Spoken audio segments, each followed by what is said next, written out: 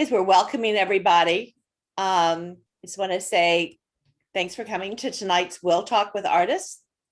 My name is Joanne Vaughn, and I'm the Executive Director at Maryland Federation of Art. Martha Campbell, MFA's Communication Manager, is out tonight, so I'm filling in. So please understand, it's been a while since I've done this.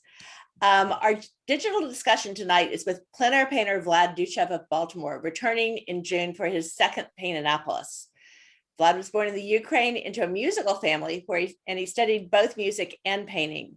In 1994, he moved to the US and returned to painting in 2015. While he paints a variety of subjects, landscapes are his favorite, which bodes very well for Paint Annapolis. I'd like to introduce you to the host of our show, Wil Scott. Wil is an art historian with an extensive career as a photographer and the former head of adult programs for the National Gallery of Art. He is uniquely qualified to help bridge the gap between the artists and the public, and he'll be our guide into the art world tonight. And with that, I think we can start. So off to you, Wil and Vlad. All right. Thank you, Joanne, for the introduction. And Vlad, thank you for being willing to participate. I should say to the listeners and viewers that I've watched a couple of Vlad's YouTube videos, and he's very articulate and thoughtful and precise. And you might want to take a look at them sometime, especially if you're interested in learning more about how to paint, as Vlad does, paint similar landscape subjects. Also, Vlad, I'd like to say I find your work very, very strong. The way you use the brush and the pigments, there's a real sense of strength, but also a subtlety. So before we talk about the individual works, would you just say a little bit about your international background and your musical family history? And then I will ask you to say a little bit about whether that has an effect on your work as a painter. Well, first of all, thank you for having me here. I really appreciate it and honored. So about my background, I studied in Ukraine, not in Russia, in Ukraine, in art school. And I was getting ready to get into art university, but literally 2 months prior to, exam, I decided to switch my route, and because of my music background of my family, and I switched to music and continued painting, studying, and everything. But my major was actually music, so I studied in National Academy of Ukraine, Music of Ukraine, and in Kharkov Art Academy in Kharkov.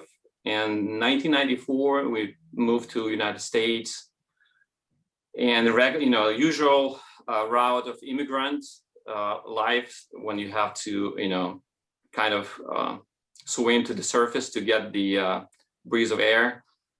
And right now I feel much better, so I have enough time to paint and proceed with my, my goal in my life and in art.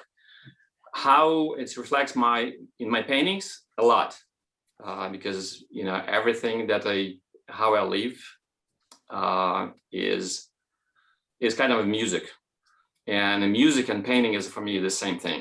It's just expressing your feelings and what is around.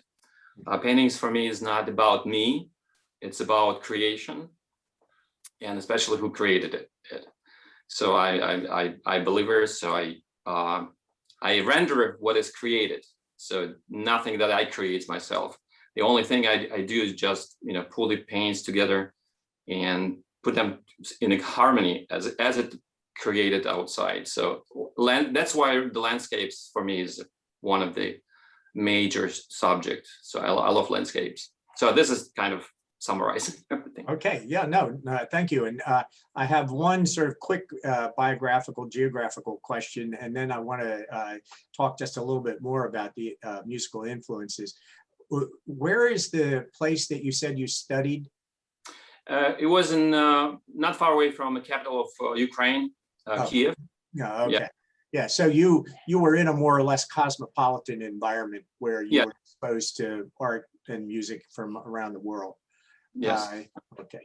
And then musically, Are there any particular, well, first of all, tell us what the instrument was that you trained to perform with.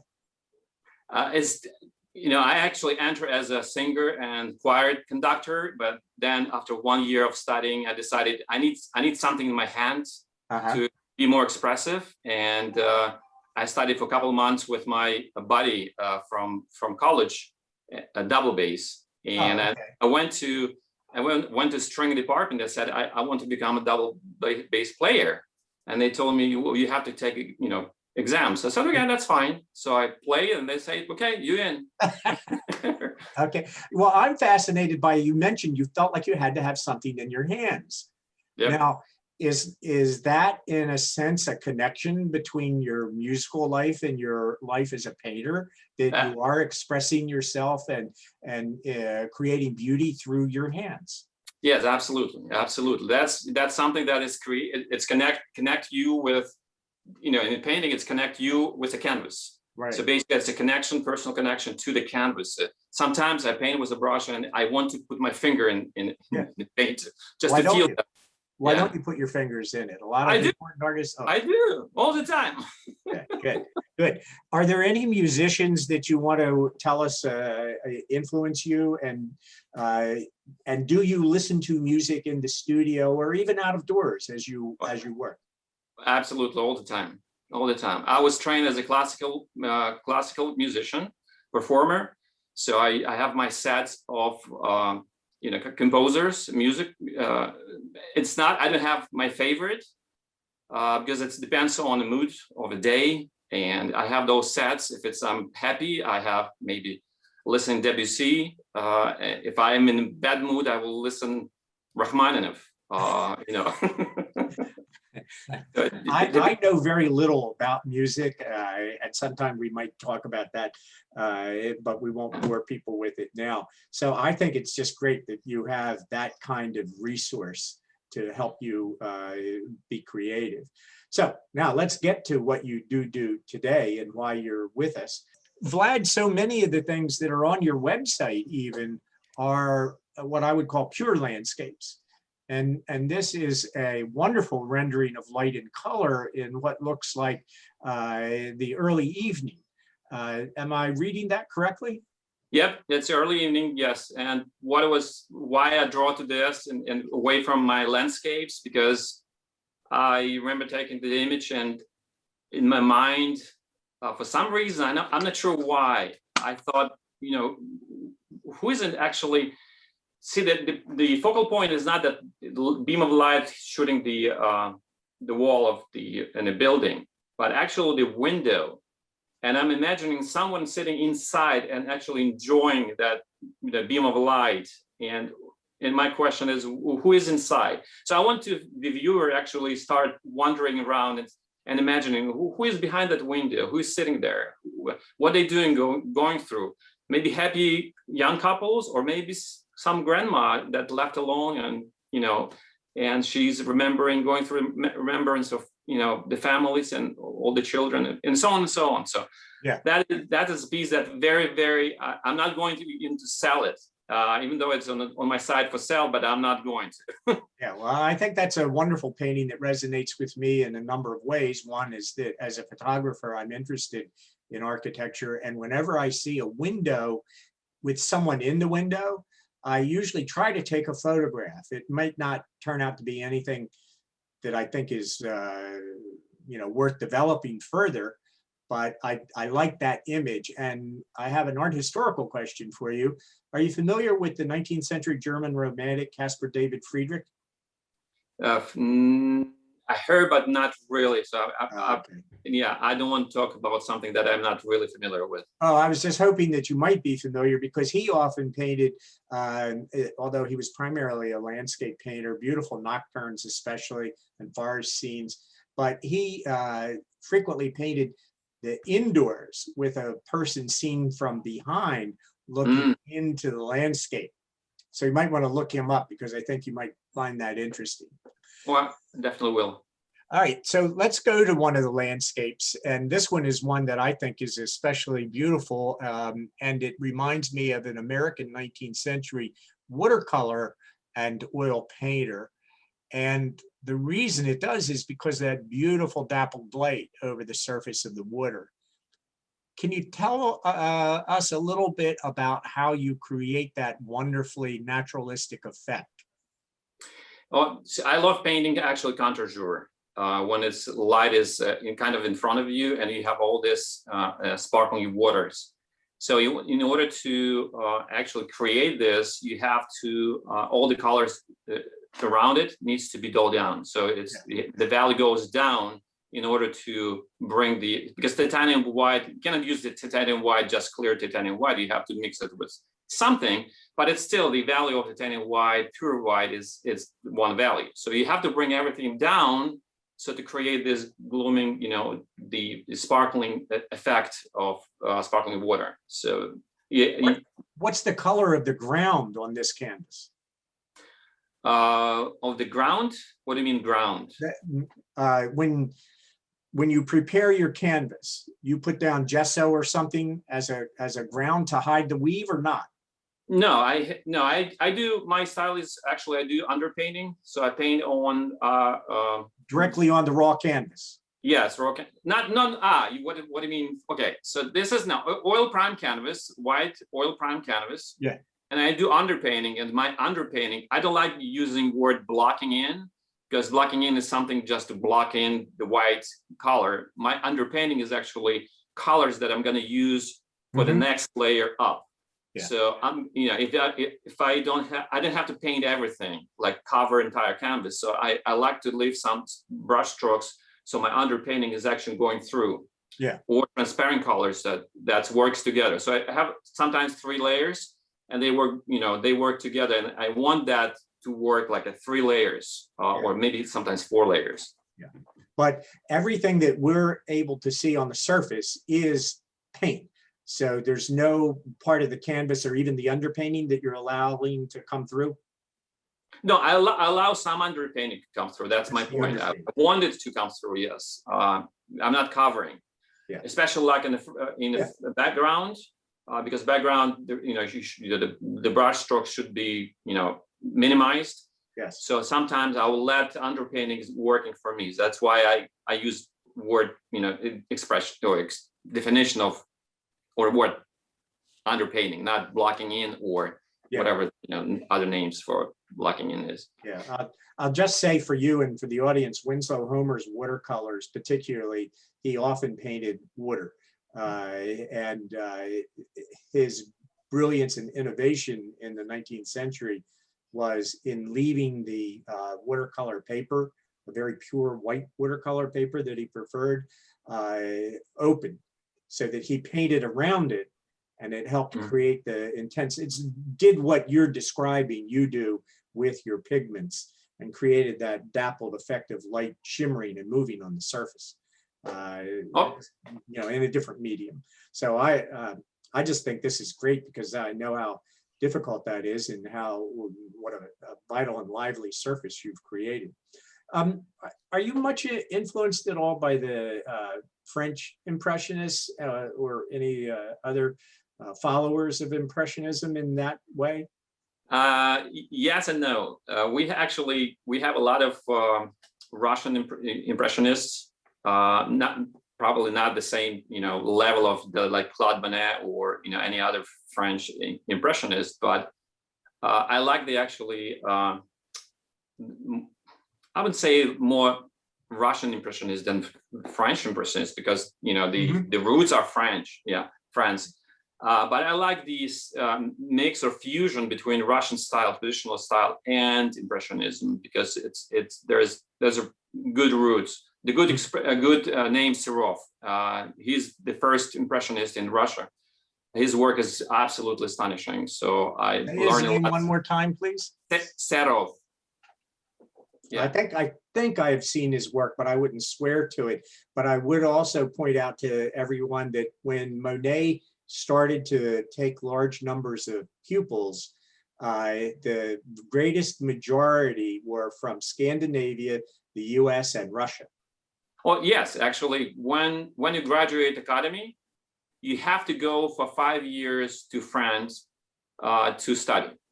it was a part of curriculum. So there you go. same as actually today, if you graduate the academy, you have to go to like south of Russia. Right now it's Russia. It's Crimea, where I'm from. And you have to at least spend, 2-3 years in Crimea. It's two different schools.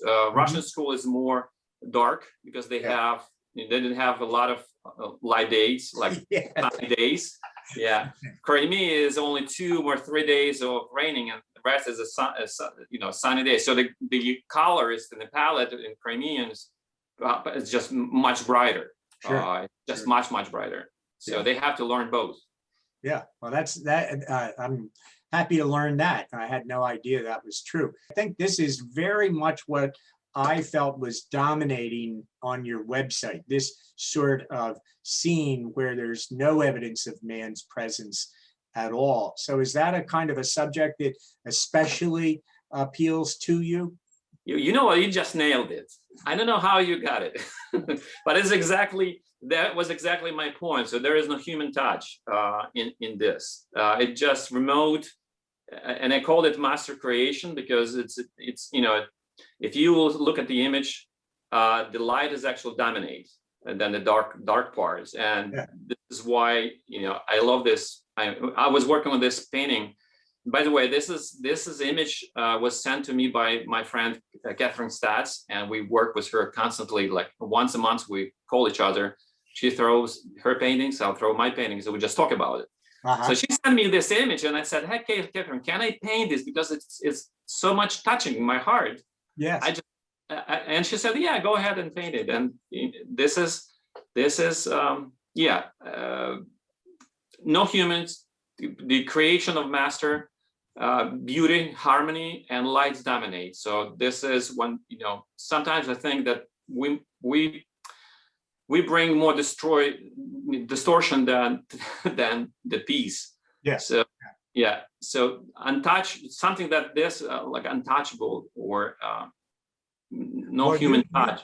You've raised two questions, that one that existed in my mind previously because of watching your videos, and the other just because of this image and what you said. So let me get this straight. You have a painter colleague that you exchange work with. So this is based upon, shall we say, and correct me if I'm wrong, a work by your friend. No, she just sent me the image, the photograph. The photograph. Yeah, the photograph. She was somewhere. Yeah, she was somewhere hiking, and I sent her my photos. Yes. And she may select something to paint. She sent me her photos, and I selected this one. Okay. And I said, "Can I paint this?" And we have agreement that if I select it, she's not going to paint this. Oh, so, okay. Well, that's fascinating. Yeah, I have exclusivity on this, kind of. Do you hike or travel to more remote areas so that you can be more exposed to this kind of unspoiled, shall we say, landscape? Yes and no. I'm trying to actually find something in like regular, locations around here, but it's not, people don't pay attention to as a beauty. Okay. And I find that beauty, and I try to bring this up. I'm looking for, as I said, my work is not about me. My work is about creation, and I'm trying to find. This is a good example. This is a good representation kind of my work, because I want to bring the light, not the kind of dark part. All my paintings, if you look, there's a light that's going through the dark parts. By the way, I returned to my paintings because my brother died, and I was under so much stress. And I said, let me grab my paintbrush and start doing this. And since that, 6 years ago, I paint daily, nonstop. So, and the light is a big portion of my my day work and what I'm trying to create. Like, light is a light. Let's talk about photography, because this is based on a photograph. And I think that one of the things that you talked about in the longer video that I watched recently, you talked a lot about how to use photographs and the issue of copying and being a copy painter, a calendar painter, I believe you called. Yes, yeah. and that resonated with me. I feel very much as you do, but would you explain to the listeners how you utilize a photograph? Because it's not what I think one would draw as a conclusion or a process, even from what you just said. So could you tell us a little more? Oh, this is, yes. So my approach to painting from photographs, I'm not, even on YouTube, I'm saying it's okay to paint from photographs, but there is only one rule. You cannot paint from the photograph that you have not, the photograph has to belong to you. You have to take this image. You have to be there and suck this atmosphere around, because your memory your mind will memorize everything, every pixel. You believe it or not, every pixel will be memorized in your mind. It's just a matter how you're pulling from your mind that every pixel. So if you're painting, this is kind of that example because I never been there, but for some reason, I look at the image when she sent this image to me. It's like I was there for some reason. I don't know. Vlad, I think from having heard what you just said, seen the image and listened and watched your video, what that resonates with me, because that's the way I feel about a photograph, that if there's not something that it's stirred in you, then you don't have anything to put in. And I feel this way about my photographs, particularly landscapes, but all of them really. If you can't convey some of that emotional excitement, for lack of a better word, then what is it that you really have to communicate? Because it's not just the beautiful colors or the composition. Lots of people can do that. Yeah, I called it calendar painting, when you paint just because you just pull your palette and everything and just for sake of painting. I don't do this. I think it's just waste of time. Even though you're painting, but it's just waste of time. You have to be attached. I normally call it butterflies in my stomach. When I do location scouting, I feel I'm waiting for those butterflies. If I don't see it, I may take photographs, but I know they will end up in trash can later on. I'm looking for like wow effect or butterflies. So if I feel it, then I'll take a photograph and then start studying. So I've never jumped, just paint. If I see something, I will do maybe study work just to study the colors, what palette I have to use, what light and everything. But I will work probably 3-4 studies before I will go to paint actual piece. Mm-hmm. It's funny, you said butterflies in your stomach. For me, it's the hair standing up on the back of my neck. Yeah, okay, that's good. I will use that probably. Now, this one I think is a valuable image for us to talk about. It's not only beautiful, but I love the structure, the side of this building that's very close to the picture plane, and the jump back into deeper space and the change in light and tonality. But it's rural Russia. And now I'm learning that you're from the Crimea, and the whole issue of Russia and Ukraine, history, et cetera. Is there any of that going on here, or is this just the scene and the way you responded to seeing this particular view? I mean, I call it rural Russia only because this is a village in Russia. The villages in Russia and Ukraine a little bit different, but when I know a friend of mine who is from Crimea is watching right now, and he's from the part that think that Crimea is a Russia, and I'm from the part that believe that Crimea is Ukraine. So he's probably laughing right now. So,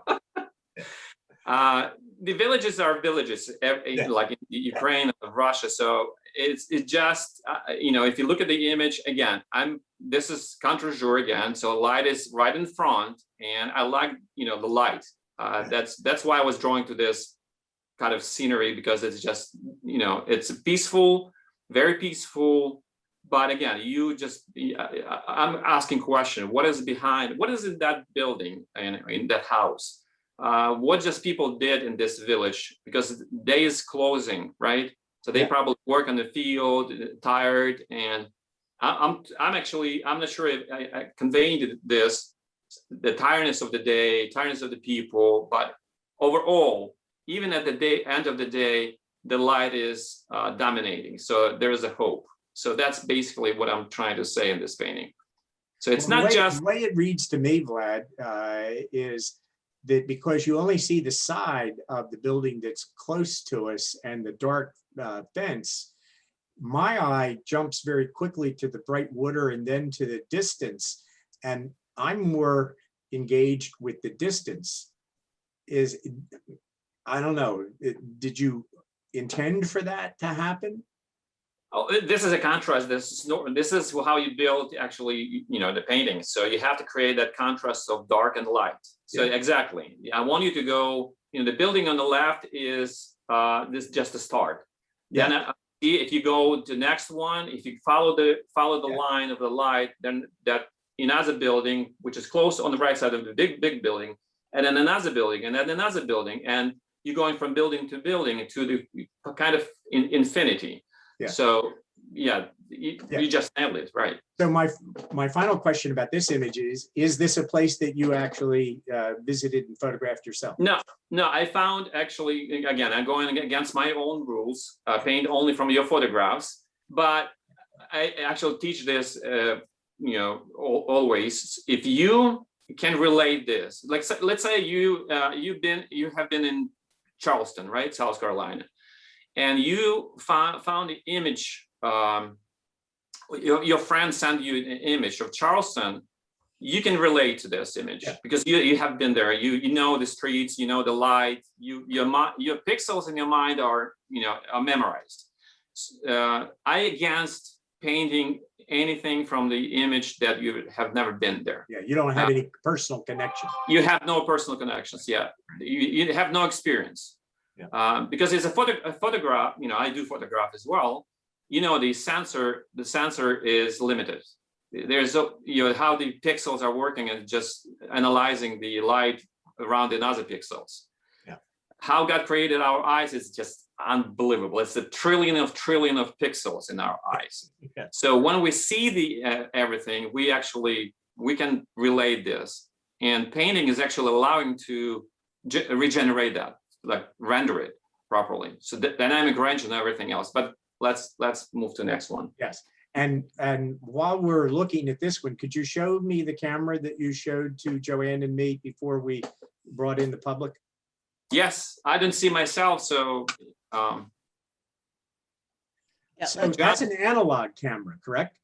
This is an analog camera. Yeah, this is 6x6 film camera. So you look. Why do you not use digital? It's just, digital is, for me, is a death. We'll talk about that some other time, Vlad. Yes. So this seems to function in the same way as the previous image, but with the surface of the water and the reflection of the clouds as the way that you lead everybody back to the village. Yes, that same concept, yes. And the light seated between the tree and end of the trees in the back.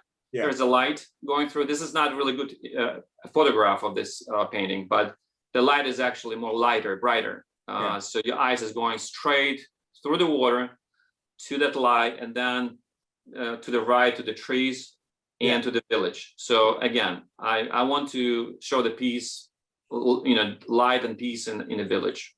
Are you interested in fog and mist? Yes. Those kinds of effects. Yeah, I see that in the sky. Oh, and here.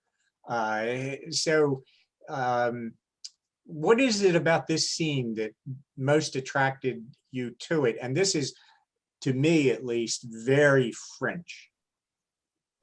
Okay. It's even got some of the tonalities of Monet's landscapes that have this sort of blue-green and variations on blue and green throughout. Yeah. So I hope you're not offended by me saying that. No, not at all. Not at all. So this is actually, I call it Sunset over Q Lake. It's a quarry lake, not far away from where I live. And we normally walk with my wife around this lake. And one day we were walking and I look at the sky and it was like beautiful. Yeah. It just, and I just stood for probably like 10 minutes watching it and just sucking, because I took a photograph, but I know I have to paint this not from the photograph, but from my memory. What it was I'm going through. And again, the dark side of the trees on the back, even dark side of the trees in the front, and then the light in between. So again, I'm working with the light. I want to create that the fight between the contrast. I call it fight between the light and darkness. And there's a hope again, because the clouds will go away and you will see a beautiful sky. So this is the beginning of the kind of piece. Do you ever pick up your camera or your painting materials because suddenly you've seen that the weather, the atmosphere has changed, and you feel like there's something that you might want to capture? Oh yeah, absolutely, all the time, just as a reference. Again, not to look at the colors, not to look at the atmosphere, because my main feeling is inside in my brain. I know that my mind is this, how the brain is created, will remember every pixel. So I'll just take a photo just to remember the shapes, mostly the shapes of the, like even the clouds, because it's really hard. Everything is moving.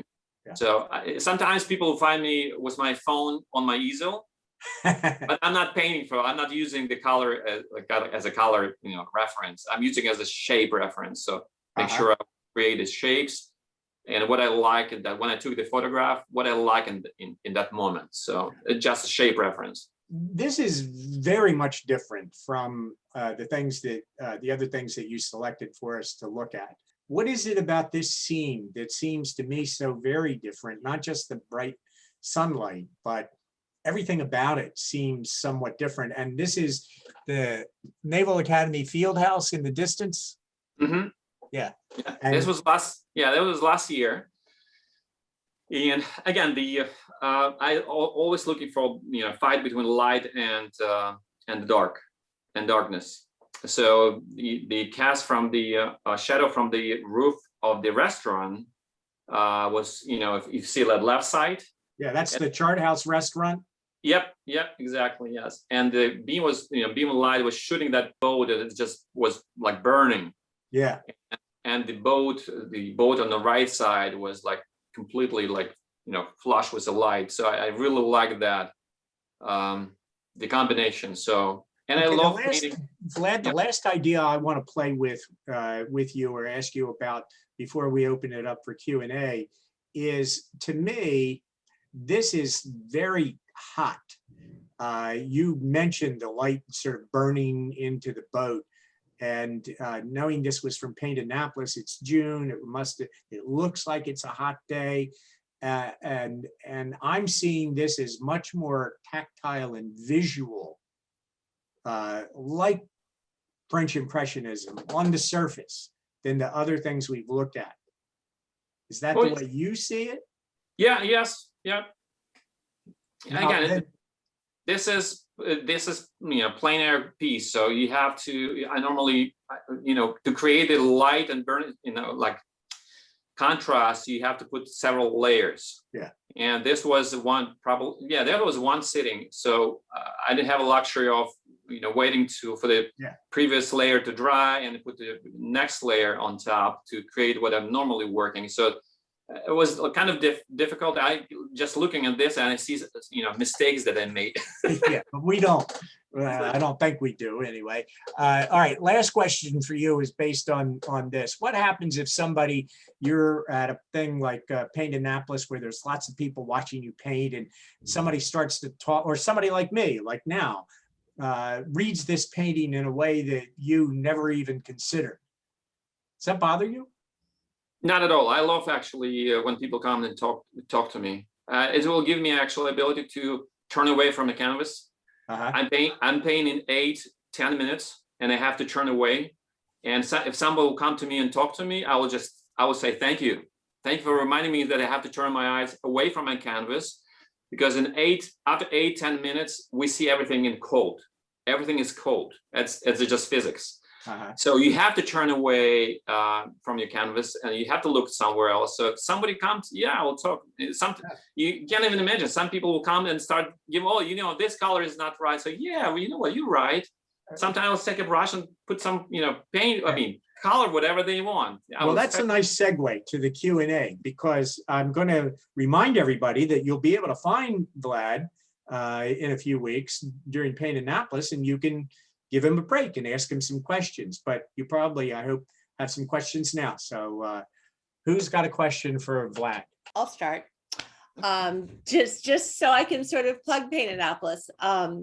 You came in September. Paint Annapolis should have been in June of last year, but we obviously had to postpone it to September. Is there some place that you wished you could have painted that you didn't get to when you were in Annapolis? Well, yeah, a lot of places. You know what? I just came from Charleston, and it was 3 days. I delivered 7 paintings. Okay. And when I deliver 7 paintings, they look at me like, because people brought only like 2, 3, and they look at me like 7? Wait. I said, yes, because I just want to paint everything. Same with Annapolis. I just love Annapolis. Every time I have a chance to just come and walk through the streets. I love the street scenes, even though I don't like actual learning right now is how to paint the streets. But there is so many places to paint. That's why Annapolis is a great place for plein air competitions like this. And you guys doing a great job.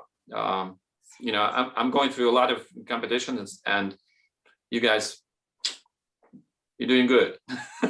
Thank you. That's a good plug for Joanne and her team. Vlad, how long does it take you to complete a typical painting if you could do 7 in 3 days? This is something that when I was at the National Gallery, so many visitors and even our volunteer docents would constantly ask, and they would be, as a rule, surprised when they found out an artist worked quickly. And I'm always bothered. I'm not a painter, but I'm always bothered, even as a photographer, when somebody talks about, oh, that looks like it was so difficult and it took so long to do, as though the length of time involved in creating something is of significance. And I don't think it is. What do you think?